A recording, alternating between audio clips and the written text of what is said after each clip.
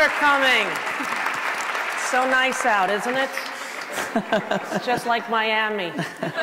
I was just in Miami. I came back today. It is just like Miami. It's 20 degrees there. So. We've got some zoom lenses. They're getting a nice close-up of my nostril. Hi, good to see you. Use the thin lens, please. Thank you very much for coming, everyone. Let's get tonight underway. We'll start tonight's discussion by talking about the state of America. Do you think we're in a good place or bad place? Fantastic. And if you think we have seen better times, what can we do to replace the bad values that exist in our society? Wow, that's a simple question to start with.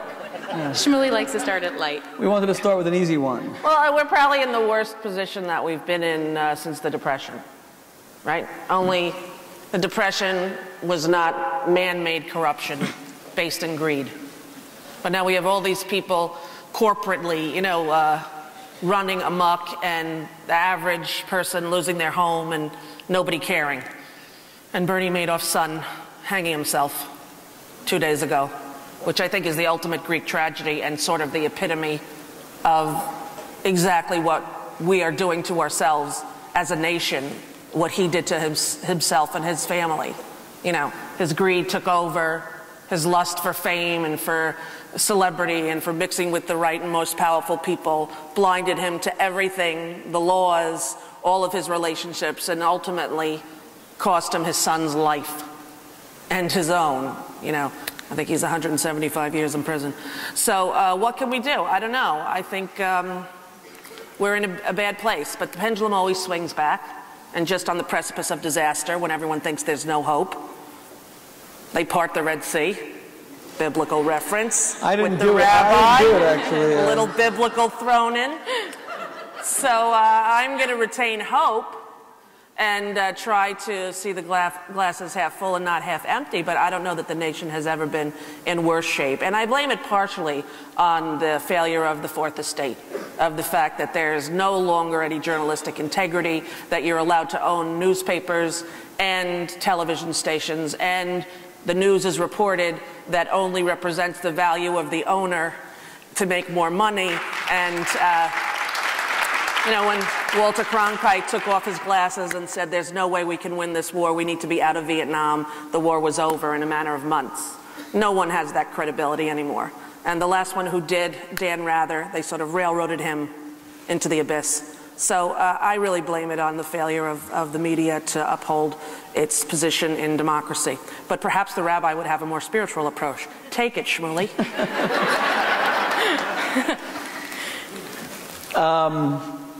Thank you all very much for coming out on a freezing cold evening, and thank you especially, Rosie. Sure. For, after having dinner with your children, having a conversation with us. I agree with Rosie. The rancid materialism that is today characterizing the American dream is simply astonishing. I mean, we collapsed the world's largest economy, $10 trillion GDP, and it still wasn't enough. And you'd think that we were going to learn something from it. And yet there's this Newsweek cover story last week that says, the title was Addicted to Spending, and they were telling story after story of people who cannot afford their mortgages, and they can't pay their electricity bill. But every time Black Friday tells them that they can get 20% off on something that they will never wear, never use, that they will be selling for 80% off on eBay within a week, they just can't stop spending. And what it really signifies is a cavernous, gaping hole at our center. We Americans are not prepared to confront that there's this chasm, and we don't quite know what it is. But whatever it is, we're going to shove enough entertainment, enough insipid, asinine, mind-destroying television, enough objects to sink the Titanic. We're going to shove it all in there, and enough sexual experiences with people we may not even love, and enough broken. We're going to shove it all in, and we're going to fill that hole. But of course, it just goes out the other end, and we still feel fairly empty. That was my particular reference. But I don't blame the media. I mean, maybe me and Rosie's in the media, and she's going to talk about the media. I actually blame religion. It's not the President of the United States that's supposed to give you values, and it's not the media that's supposed to give you values. I think it's supposed to come from spirituality and religion. The problem is, religion, when it comes to values, will only talk about gays. The only value-based subject in America that we can talk about is gay marriage. All gay marriage all the time. If I hear one more debate about how American values or how American marriage is going down the toilet because of gay marriage, honestly, I will eat my yarmulke. Because it's distracted us from talking about anything else. We can't talk about anything else. So but it's been used to do that for many issues. I mean, when we had first started entering into the illegal war against the UN violations, we invaded a sovereign nation in defiance of the UN because George Bush and his cronies wanted us to do that. So about 3 weeks into that, everybody is shocked that we're in another war, especially people my age who grew up believing Vietnam was the last war we would ever see. We were told that because, you know, but it was a lie, apparently. There's a press conference, all 3 channels. I remember my heart stopping. I'm thinking to myself, what is this? We lost a whole platoon. We lost all these, what's going to happen? And there is George Bush, 3 weeks into this war, having a national press conference on every channel about Gavin Newsom marrying gay people in San Francisco. It's the art of distraction. And once the gay marriage issue became something that could be used as a wedge, every group, whether it be religious groups, political groups, anyone used it in order to conquer and divide. So I don't think it's just religion. I think it's, you know, used politically as well. Well, what I find interesting is that whenever people say to me, and I'm an Orthodox rabbi, that gays are destroying the institution of marriage, I always say to them, the only men left in America who still want to get married are the gay men. I mean, every time some straight guy is asked by his girlfriend with whom he's lived for half a millennia whether he will ever pop the question, he starts to hyperventilate, he breaks out into a rash. And yet the gay men are sitting outside the United States Supreme Court spending all their money on high-priced lawyers trying to get the right to sue them. Well, I think if they allowed gay marriage, we would really help the economy because gay men would register at so many stores. And they like high-quality stuff, you know.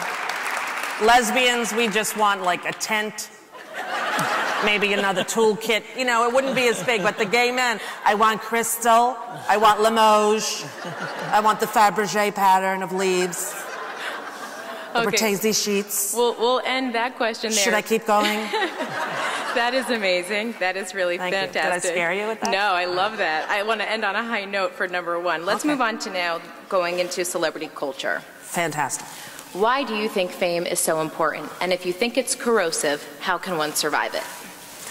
I've always said fame is like a tsunami. It hits you and somebody get that. It's the phone. You guys okay? What are you playing? Like musical chairs in the front row? What the hell's happening? Did you try to sneak into one row in front? And then these 2 wenches who were late? Hi, you missed the whole first thing. It was fantastic. I did a biblical reference. Shmuley said something about gay marriage and religion, and I said something that really sounded smart, like, you know, against the UN and sovereign nation. I used words that made me seem like I went to college. That's pretty much all you missed. But it was 8 o'clock, ladies. Look at the ticket next time, okay? 800, 8 o'clock. We all have families. We're all missing Glee together, not just you. But Shmuley and I will be ending tonight's speech with a big musical production number, so don't worry. If you haven't noticed, I'm the small sidekick, so... In fact, it's been a while since I've done stand-up. The doors are locked, and Dunkin' Donuts and cots will be brought in. This is a 4-day event. Welcome. You've heard of the Landmark Forum? It's a whole nother approach to it. Well, it's really called the Jewish 10 minutes. That's what it is. Right? L'chaim. You're all mishpucha to me. So the thing is, I wrote a book on the corrosiveness of celebrity called Celebrity Detox. This was before Celebrity Rehab was a show. I thought it was so funny, the concept of Celebrity Rehab, because after I left my television program, like, I had to go through, like, rehab, and I thought it would be funny to take people who were once famous and go, now we're going to teach you how to do normal things. Like, we're going to go to a movie theater and wait in line. They're not going to tape off the seats for us, and we're going to see how we do. We're going to go to a restaurant and order something on the menu.